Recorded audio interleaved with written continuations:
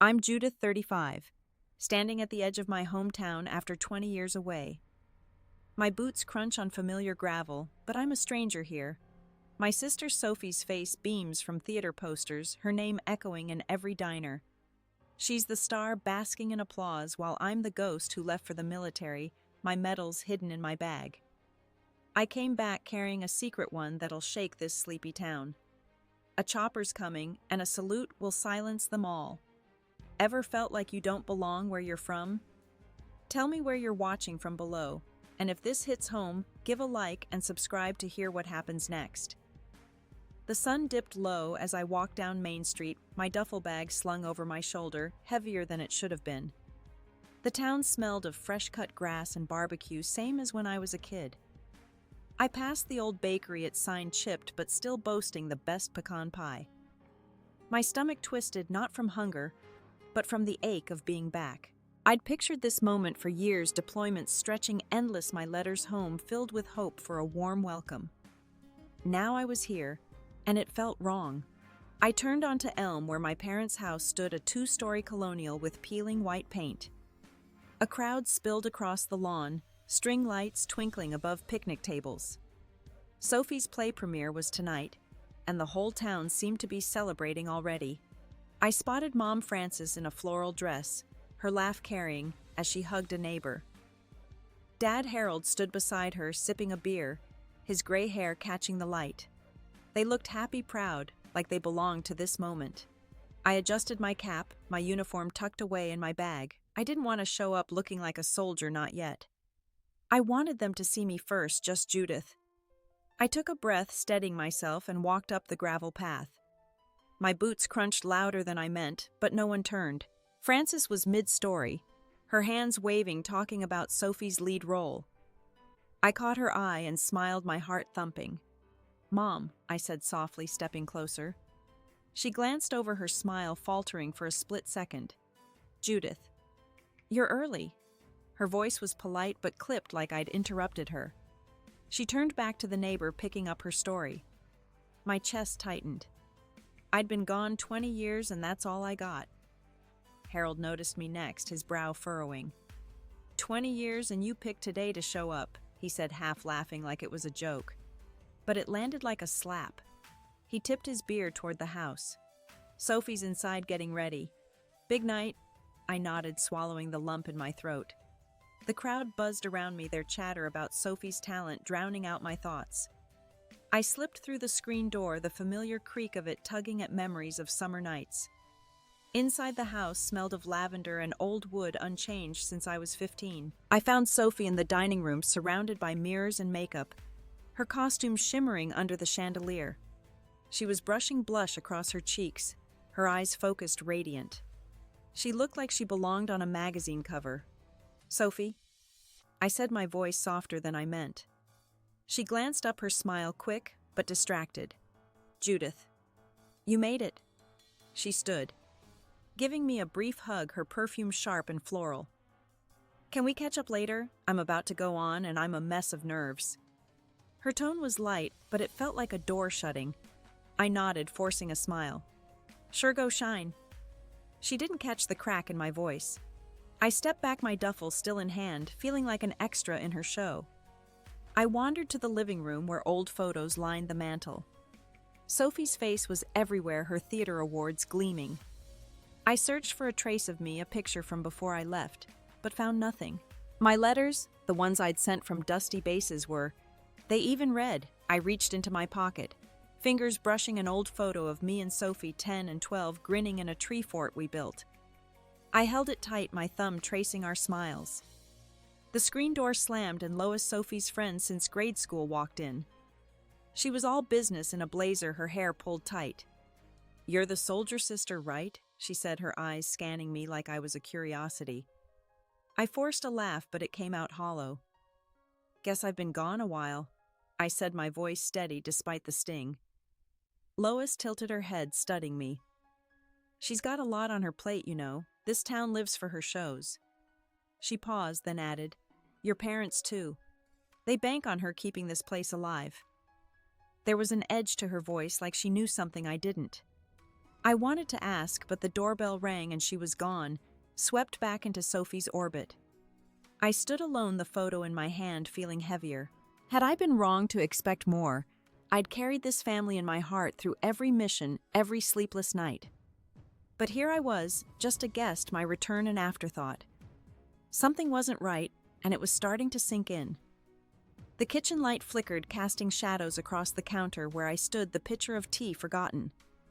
Sophie's words echoed in my head, her casual dismissal slicing deeper than I wanted to admit. The party's noise pressed in a wall of laughter and clinking glasses that felt like it was closing me out. I glanced at Ray, his steady gaze grounding me for a moment, but even that couldn't dull the storm building inside. I needed to move to do something, so I grabbed a stack of plates and headed to the dining room. The table was crowded with half-eaten desserts, crumbs scattered like evidence of a celebration I wasn't part of. I started clearing my hands, moving fast, trying to outrun the thoughts piling up. Sophie's voice carried from the living room, now telling a story about her first big role, how Mom and Dad had driven her to auditions, rearranged their lives for her. I froze a plate in my hand as a memory hit me at 17, begging Dad to come to my track meet. He'd been too busy with Sophie's rehearsal. I'd run anyway, won my race, and came home to an empty house. I set the plate down, my fingers trembling. The room felt too warm, the air thick with the scent of vanilla and wine. I caught Mom's eye across the crowd, her face lit with pride as she listened to Sophie. I waited for her to look at me to see me, but she turned away, her laugh joining the others. My throat burned. I'd spent years in bunkers writing letters about my fears, my hopes, my pride in Sophie. Had they ever cared? A woman I didn't recognize? Maybe a theater donor brushed past me, her perfume sharp. "You must be so proud of your sister," she said, her smile polite but fleeting. I nodded, my lips tight, unable to speak. Proud I was, but it was tangled with something else now, something raw and heavy. I moved to the back porch, needing air, the screen door creaking shut behind me. The night was quiet, the stars hidden by clouds, and I leaned against the railing, my breath uneven. Footsteps followed, and I turned to see Dad, his beer bottle still in hand. "You hiding out here?" he said, his tone light but with an edge I couldn't place. I shrugged, my voice stuck. He leaned beside me, looking out at the dark yard. "Big night for Sophie," he said almost to himself. "She's carrying a lot, you know. This town, it all rests on her." His words felt like a dismissal, like my years away were nothing compared to her spotlight. "Dad." I started, my voice low. "I've been carrying a lot too." I wanted to tell him about the nights I couldn't sleep, the faces of soldiers I'd lost, the weight of decisions that still haunted me. But he cut me off, his hand waving vaguely. "You've always been strong, Judith. You didn't need us like she did." He took a sip, oblivious to the way his words cracked something open in me. Strong. I'd been 18 when I enlisted, scared but determined, thinking they'd be proud. I'd written about every mission, every close call, hoping they'd see me. But they'd chosen Sophie's stage over my battles. I turned away, my eyes burning, and saw Sophie through the window, surrounded, her laugh bright. She caught my gaze for a moment, her smile faltering, but then someone pulled her into a hug, and I was forgotten again. I walked to the edge of the porch, my hands gripping the railing. The wood was rough, splintered like the memories I'd clung to. I thought of the letters I'd sent, the ones I'd poured my soul into, imagining Mom reading them by the fire, Dad nodding with pride. Had they ever opened them? Or were they tucked away, ignored like me? The hurt was swelling, sharp and relentless, and I felt it pressing against my ribs, demanding to be let out. Lois appeared at the door, her silhouette sharp against the kitchen light. "You coming back in?" she asked, her voice cautious, like she sensed the fracture in me. I shook my head, unable to speak. "It's a lot, I know," she said, stepping closer. "Your parents, they've built everything around her. They always thought you were okay out there." Okay, I wanted to scream. I'd faced death, carried grief, and came home to this, a family that didn't see me. The crowd's laughter spiked, a fresh wave of it cutting through the night. I turned back to the yard, my heart pounding, the weight of 20 years crashing down. I wasn't just invisible, I was erased, my sacrifices reduced to nothing in their eyes. The anger was rising hot and unstoppable, and I knew I couldn't stay silent much longer. Something had to give, and it was going to hurt. The night air hit my face like a slap, but it couldn't cool the fire in my chest. I stood on the porch, the letter from my fallen comrade crumpled in my fist, its words now a distant echo. The party's noise pulsed behind me, a relentless reminder of my place here or lack of it. I wanted to run, to disappear into the dark, but my legs wouldn't move. Instead, I turned back, drawn to the light spilling from the house like a moth to a flame that would burn me. Inside, the crowd had gathered in a loose circle near the living room, their voices rising in a toast. I slipped in, staying near the wall, my bag still at my feet. Sophie stood at the center, her smile wide, her hands gesturing as she thanked everyone for coming. Mom and Dad flanked her, their faces glowing with pride like they'd built her from scratch. I watched, my heart pounding, waiting for a glance, a nod, anything to pull me into their orbit. Then it happened. Dad raised his glass, his voice booming over the chatter. To Sophie, our pride and joy. The room erupted in cheers, but he wasn't done. He swayed slightly, the beer loosening his tongue. And to think Judith's been off for 20 years, no home to show for it. He laughed, a deep, careless sound, and the crowd joined in their chuckles, slicing through me. Mom's laugh followed, softer but no less sharp. She's always been fine on her own, she added, her voice light like she was sharing a harmless truth. My breath stopped. The room spun, the laughter swelling into a roar in my ears. I stood frozen, my back pressed against the wall, the letter slipping from my hand to the floor. No home. I'd built homes in tents and bunkers, in the trust of soldiers who called me their leader. I'd carried this family in my heart through every deployment, every near miss, and they reduced it to a punchline. Sophie caught my eye, her smile faltering for a split second before she recovered, turning to the crowd. Judith's probably used to tents by now, right? She said, her voice playful but sharp like a needle under silk. The room laughed again, louder, and I felt my face burn, my hands clenching. Tents I'd slept in, dirt, dodged bullets, held dying friends, all while she took bows on a stage. Her words weren't just a jab. They were a betrayal, public and deliberate. I looked at Lois standing near Sophie, her face tight. She mouthed, "They don't mean it," but her eyes darted away like she couldn't face me. The crowd's laughter faded, but the weight of it lingered, pressing down on my chest. I wanted to scream, to tell them about the nights I'd prayed to make it home, the lives I'd saved, the scars I carried. But my voice was gone, swallowed by the noise of their celebration. I bent to pick up the letter, my fingers trembling as I smoothed it out. His handwriting blurred through the tears I wouldn't let fall. I saw his face, his last smile, the promise we'd made to keep fighting. And here I was, fighting to be seen in my own home, only to be mocked. The room felt like it was closing in, the walls too close, the air too thick. I stepped toward the door, my bag in hand, ready to leave for good. Then I heard it, a faint hum, low and steady, cutting through the night. It was distant, like a storm brewing, but it stopped me cold. No one else seemed to notice, their voices drowning it out. I stood there, my heart racing, the letter still in my hand, the laughter still ringing in my ears. I was breaking, every piece of me shattered under their words, and I didn't know how to put myself back together. The hum grew louder, and I wondered if it was real or just the sound of my world falling apart. The hum in the night faded, swallowed by the party's noise, but it left a spark in me, sharp and restless.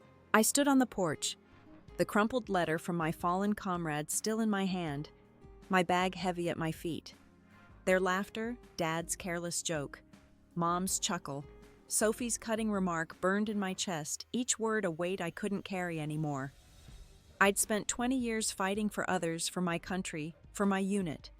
Now I needed to fight for myself. I slipped the letter into my pocket, my fingers brushing the metals tucked there. They were cold, solid, a reminder of who I'd become. I wasn't the girl who left this town at 18, scared and eager. I was a leader, a survivor, and I wasn't going to let their dismissal erase that. I straightened my breath, steadying, and made a choice I wouldn't run. I'd stay, and I'd make them see me. The town festival was tomorrow Sophie's big moment as guest of honor. Everyone would be there celebrating her again. That's where I'd speak, not to tear her down, but to claim my place. I'd tell my story, my real story, not the shadow they'd made me into. My heart pounded not with fear, but with purpose.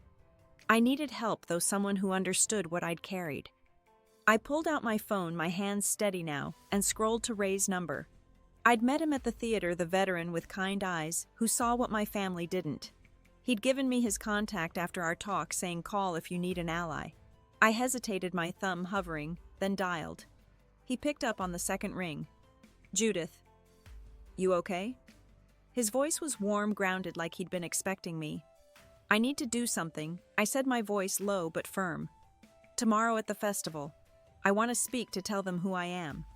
There was a pause, then a soft chuckle. "About time," he said.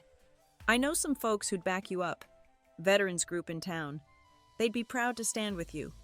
My chest loosened just a fraction. "Can you get them there?" I asked. "Already done," he said. "We've got a surprise planned. You just bring your truth." I hung up, a flicker of hope cutting through the hurt. Ray's words were a lifeline, but this was my fight. I walked back to my bag, unzipping it to pull out my dress uniform folded neatly at the bottom. I hadn't worn it in years, not since a ceremony overseas. The fabric was crisp, the medals pinned carefully, each one a story of sacrifice. I ran my fingers over the insignia, my rank, my name. This was me, not their ghost. I headed to the guest room, the one Mom had pointed me to earlier, its walls bare except for a faded quilt on the bed. I laid the uniform out, smoothing every crease, my hands moving with care. I practiced my speech in my head, not the words yet, but the shape of it, the missions, the losses, the strength I'd found. I wouldn't beg for their pride. I'd show them what I'd earned. A knock at the door startled me. Eileen, the retired teacher, stood there, her eyes soft but searching. "I saw you leave the party," she said, stepping inside. "You looked like you were carrying the world." I swallowed, unsure how to respond. She held out a small stack of envelopes, their edges worn. "I found these in your mom's attic years ago when I helped her clean. Your letters, Judith." She kept them, but never opened them. I took the stack, my hands trembling. My handwriting stared back, postmarks from places I could barely say aloud. Iraq, Afghanistan bases blurred by time. "Why didn't she read them?" I asked, my voice cracking. Eileen sighed, her face heavy. "She thought you were strong enough without them. Sophie was the one they worried about." The words stung, but they also fueled me. They'd made their choice, but I'd make mine now. I set the letters on the bed next to the uniform. Each one was a piece of me they'd ignored, but tomorrow I'd make them listen. I looked at Eileen, my resolve hardening. "I'm speaking at the festival," I said. "I'm done being invisible." She nodded, a small smile breaking through. "Good. You deserve that." Her words were quiet, but they carried weight, like she saw the fight in me. I turned back to the uniform, my fingers tracing the medals. Tomorrow, I'd wear it not for them, but for me. The hurt was still there, raw and heavy, but something else was rising too, a strength I'd forgotten I had. I wasn't just their daughter, their sister. I was Judith, and I was ready to stand in my truth, no matter how much it shook them. Eileen left the guest room quietly, the door clicking shut behind her.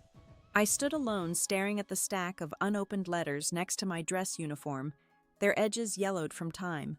Each one held pieces of me, nights spent scribbling under flickering lights, words poured out to Mom, Dad, Sophie, hoping they'd hold me close, even from across the world. They hadn't.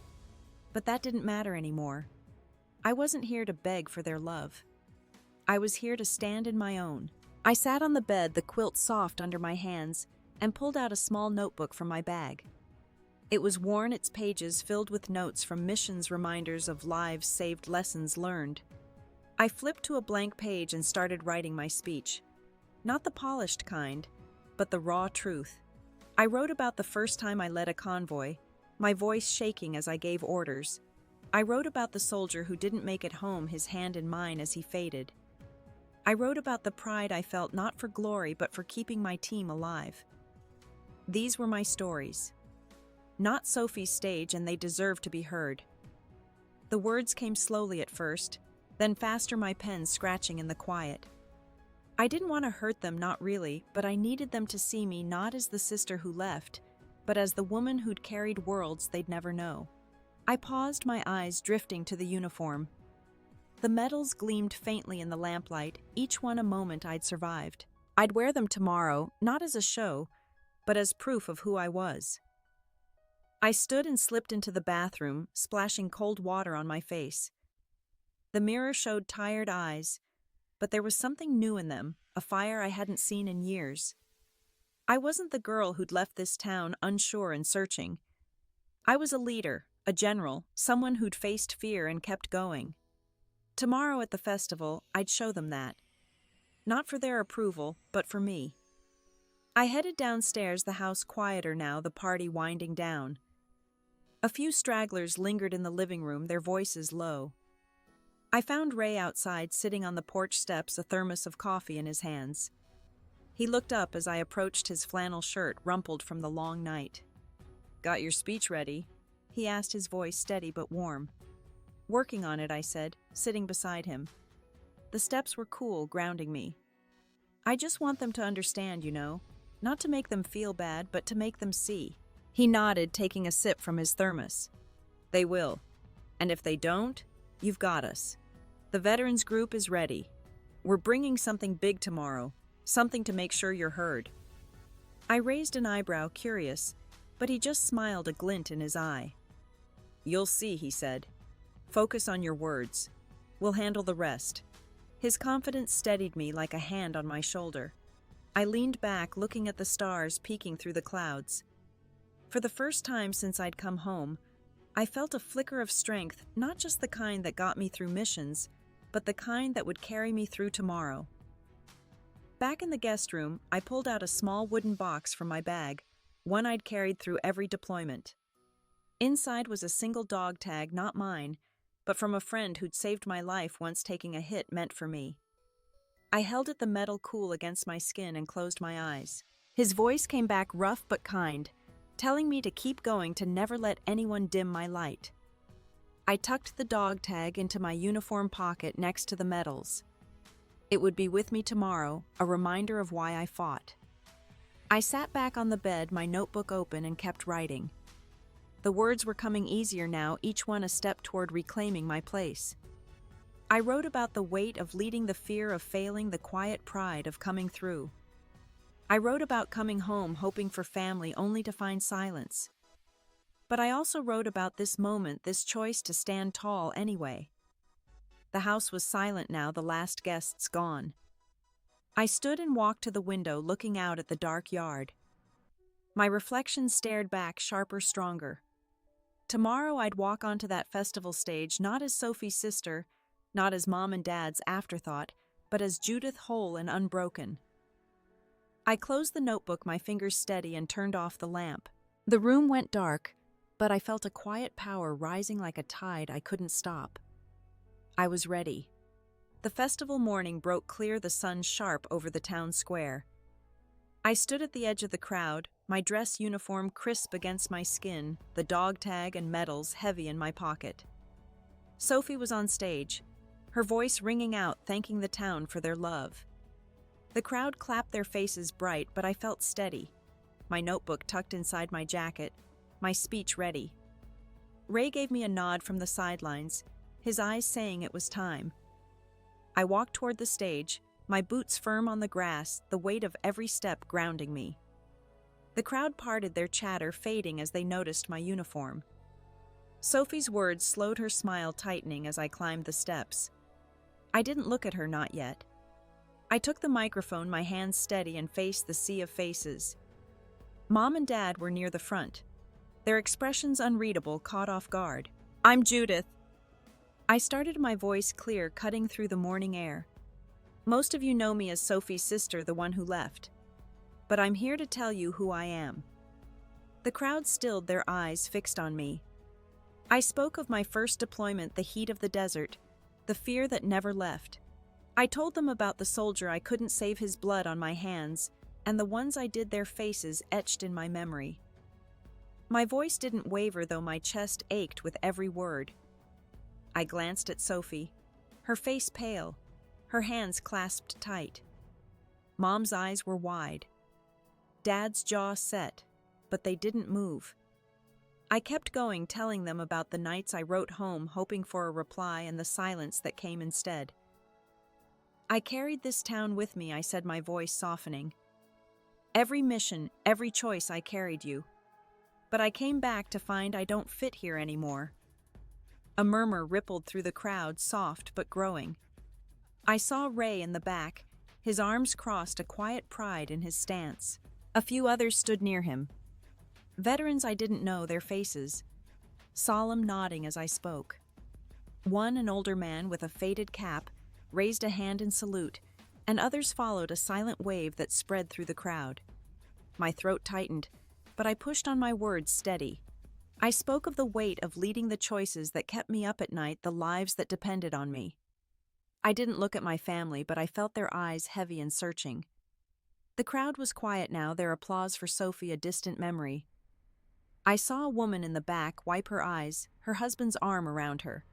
A kid, maybe 10, stared up at me, his mouth open like he was seeing something new. I paused, my hand brushing the medals in my pocket. These aren't for show, I said, pulling one out, its ribbon catching the light.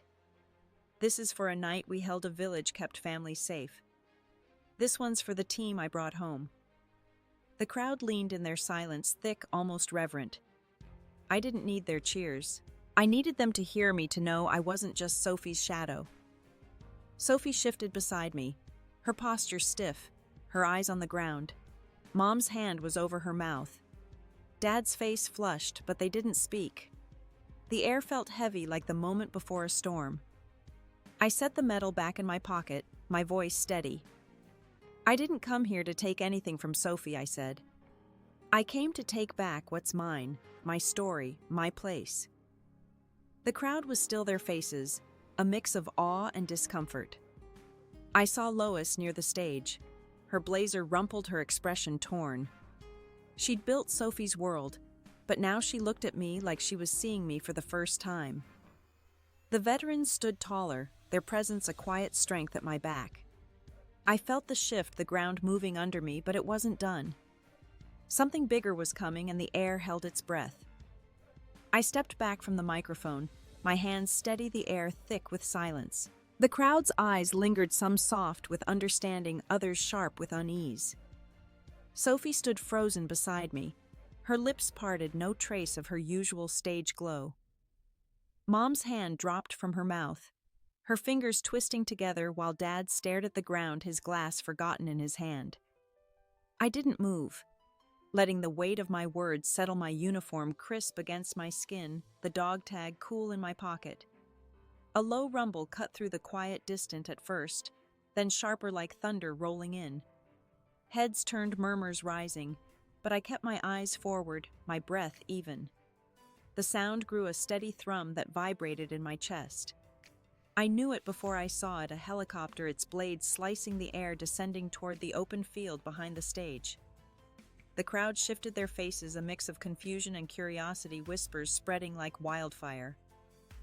Sophie glanced at me, her eyes wide, searching for an answer I didn't give.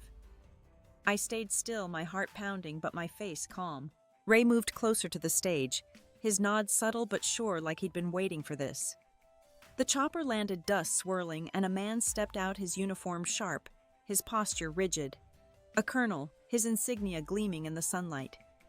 He walked toward the stage, his boots steady, and the crowd parted, their murmurs fading to a hush. He stopped at the stage's edge, his eyes finding mine. "General," he said, his voice clear, cutting through the morning. "Your presence is required." He raised his hand in a salute, crisp and deliberate, and the crowd gasped, a collective breath held tight. "General." The word hung in the air, heavy, undeniable. I returned the salute, my movements automatic, my chest tight with a pride I hadn't let myself feel in years. The colonel stepped forward, a letter in his hand, sealed with an official crest. He faced the crowd, his voice steady. "This is a commendation for General Judith for her leadership in a mission that saved 47 lives under fire." He read on, detailing a night I'd never spoken of, a village secured, a platoon brought home. The crowd listened, their faces shifting, some awed, others ashamed, their earlier cheers for Sophie now a distant echo. I glanced at my family. Sophie's face was pale. Her hands clasped so tight her knuckles were white. Mom's eyes were wet, her lips trembling, but she didn't look away this time. Dad's shoulders slumped, his gaze fixed on the colonel like he was seeing me for the first time. Lois stood off to the side. Her arms crossed, her expression unreadable, but her eyes darted between me and Sophie like she was recalculating everything. The veterans in the crowd stood taller, some saluting, others nodding their silent support, a wall at my back. A woman near the front, her face weathered, clutched her husband's arm, tears streaking her cheeks. The kid from earlier, wide-eyed, stared up at me like he'd found a hero he didn't expect. The colonel handed me the letter, his nod brief but heavy with respect. I took it, my fingers steady, though my heart raced. The chopper's blade slowed, the rumble fading, but the silence that followed was louder. No one clapped, no one spoke. The town square felt suspended, like time had stopped, every eye on me, every breath held. Sophie's smile was gone. Her stage stolen not by me but by the truth I'd carried home. I didn't speak again. I didn't need to. The colonel stepped back, his salute lingering in the air. I felt the eyes of my family, my town, my past, but I didn't meet them. I looked out at the horizon where the chopper sat, its presence a reminder of the world I'd built beyond this place. The pride was there, but so was the ache, raw and heavy as their silence wrapped around me, cold and unyielding. The chopper's hum faded into the distance, leaving a stillness that pressed against my skin. I stepped off the stage, the commendation letter folded in my hand, the crowd's eyes trailing me like a shadow. My uniform felt lighter now, the medals quiet in my pocket, as if they'd done their work. The town square buzzed softly, people whispering, their faces a mix of awe and guilt. I didn't look at Sophie, Mom, or Dad. I needed space, a moment to breathe. I walked past the festival tents, the smell of cotton candy and grilled corn faint in the air. My boots crunched on the gravel path leading to the old park, a place I hadn't seen since I was a teenager. The swings were still there, rusted but standing, swaying slightly in the breeze. I sat on one, the chains creaking under my weight, and let the letter rest on my lap. The paper was crisp, official, but it wasn't the words that mattered. It was what they meant. I'd been seen not by my family but by those who understood. The park was empty, the festival's noise a distant hum. I closed my eyes, letting the quiet settle over me. For the first time since I'd come home, I didn't feel like I was fighting to exist. I thought of the years I'd spent proving myself not to the world, but to them. Every mission, every choice I'd carried, their faces, hoping they'd be proud. But sitting here, the swing swaying gently, I realized I didn't need that anymore. I'd carried myself through, and that was enough. Footsteps broke the silence, soft but deliberate. I opened my eyes to see Mom approaching, her floral dress, catching the late morning light. Her face was different now, softer, her eyes red-rimmed. She stopped a few feet away, her hands clasped tight like she wasn't sure she was welcome. "Judith," she said, her voice barely above a whisper. "Can I sit?" I nodded, pointing to the swing beside me. She sat, the chains creaking, and we swayed in silence for a moment, the air heavy but not tense. "I kept your letters," she said finally, her voice trembling. "I didn't open them because I was afraid of what you'd seen, what you'd been through. I thought if I didn't read them I could pretend you were safe." Her words hit softly like a confession she'd held too long. I looked at her, seeing the lines on her face, the weight she carried too. "I needed you to know I wasn't always safe," I said, my voice steady but not cold. "I needed you to care." She nodded, her eyes dropping to her hands. "I cared," she whispered. "But I poured everything into Sophie because she was here, fragile in her own way. I thought you were stronger." I swallowed, the ache still there but softer now. I didn't need to argue. I saw her maybe for the first time not as the mother who'd failed me, but as a woman who'd made choices she didn't know how to undo. We sat there, the swings creaking, the festival's noise fading further. I thought of the girl I'd been running through this park, Sophie trailing behind both of us, laughing until we couldn't breathe. That girl was gone, but so was the weight of trying to be her again. I'd come home to find my place, but maybe my place wasn't here, not entirely. It was in the life I'd built, the strength I'd found. Mom reached out her hand, hovering before touching mine. "I'm sorry," she said, her voice breaking. I didn't pull away. Her hand was warm, familiar, and for a moment I let myself feel it. Not forgiveness, not yet, but a start. The swing swayed, the breeze cool against my face, and I breathed slow, the world quiet around me. I wasn't whole yet, but I was closer than I'd been. Mom's hand slipped from mine, and she stood, her shadow stretching across the grass. She walked back toward the festival, her steps slow, like she carried something heavy too. I stayed on the swing, the creak of the chains a steady rhythm against the quiet. The park felt like a pocket of time separate from the noise of the town, and I let it hold me. I didn't need to chase her words or her guilt. I'd said what I needed to say. I stood brushing dust from my uniform and walked toward the far end of the park where a narrow path led to the creek. It was overgrown now, weeds tangling around the stones we used to skip as kids. I followed it, my boots soft on the earth, until I reached the water's edge. The creek was shallow, its surface catching the sunlight in flickers like memories too quick to hold. I knelt, picking up a flat stone, its weight smooth in my palm. I tossed it, watching it skip twice before sinking. I thought of Sophie, not the star on stage, but the girl who'd sit here with me, our knees muddy, our laughter louder than the water. We'd dreamed of different things then. She wanted the spotlight, I wanted the world. I'd found mine in a way through years of grit and loss. She'd found hers too, but it had cost us something, a thread we hadn't known how to mend. Footsteps crunched behind me, and I turned to see Leroy, the young veteran Ray had introduced me to. He was in his early 20s, his face still boyish, but his eyes older like mine. "Mind if I join you?" he asked, his voice soft. I nodded, and he sat on a nearby rock, his hands in his pockets. "Heard your speech," he said. "Hit me hard. My family, they don't get it either." I looked at him, seeing the same quiet ache I'd carried. "It's tough," I said, my voice low. "You want them to see you, but sometimes they can't." He nodded, picking up a stone and tossing it into the creek. It skipped 3 times, a small victory. "You made me think I could try, though," he said. "Speak up like you did." His words settled over me, warm and unexpected. I'd spoken for myself, but maybe I'd spoken for others too. I thought of the veterans at the festival, their salutes, their nods. I wasn't alone, not in the way I'd feared. "You should," I said. "Your story matters."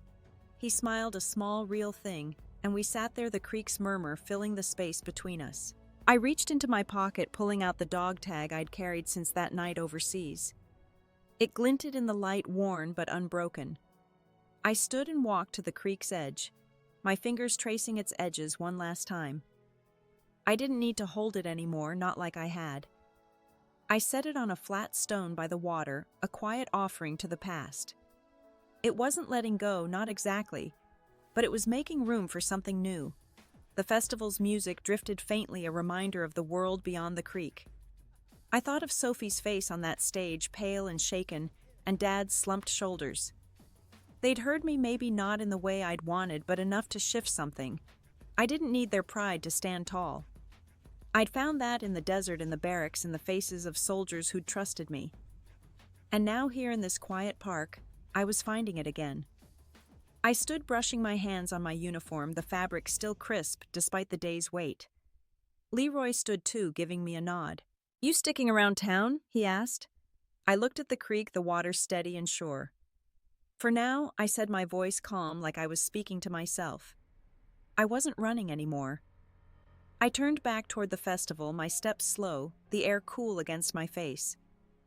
The world felt still, not heavy, just steady, and I breathed it in, ready for whatever came next. I walked back from the creek, the festival's music now just a faint hum like a heartbeat settling. Leroy stayed behind, tossing stones, his quiet company a comfort I hadn't expected.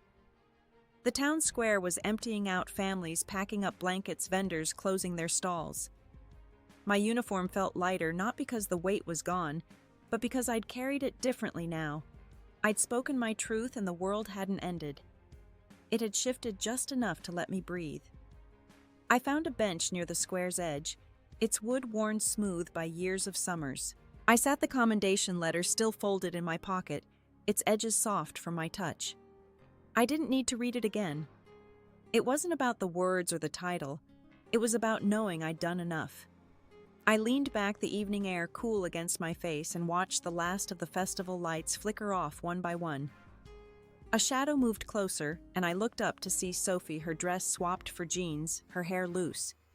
She hesitated, then sat beside me, her hands folded in her lap. "Can we talk?" she asked, her voice small, not the stage star I'd seen all day. I nodded, not trusting my voice yet. She looked out at the square, her eyes tracing the empty stalls. "I didn't know," she said finally. "About you. What you did out there.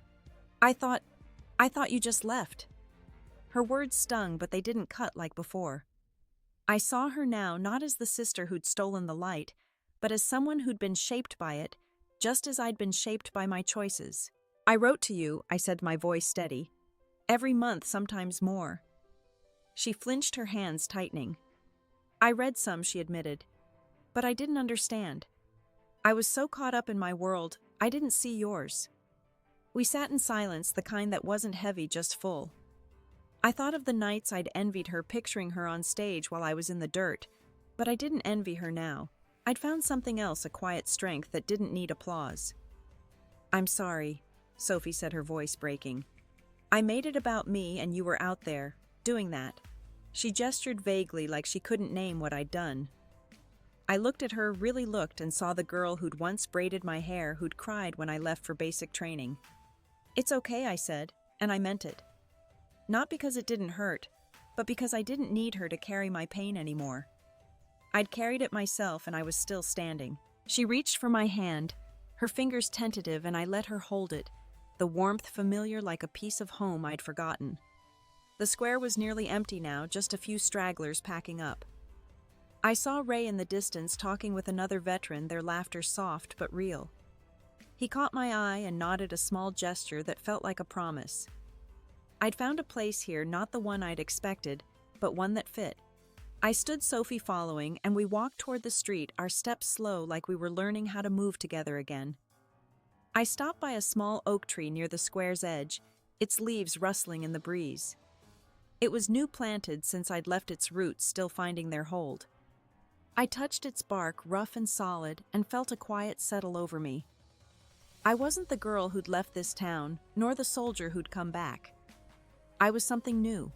Someone who'd walked through fire and found her way to this moment, this breath, this calm.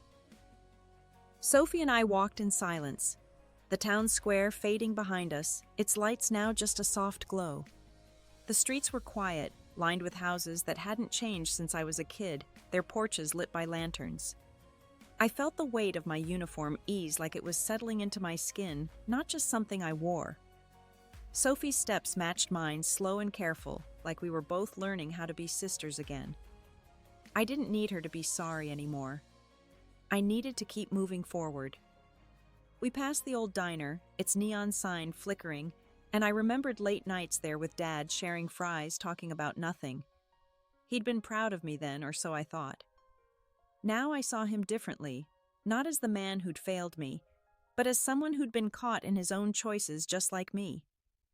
I glanced at Sophie, her face soft in the streetlight.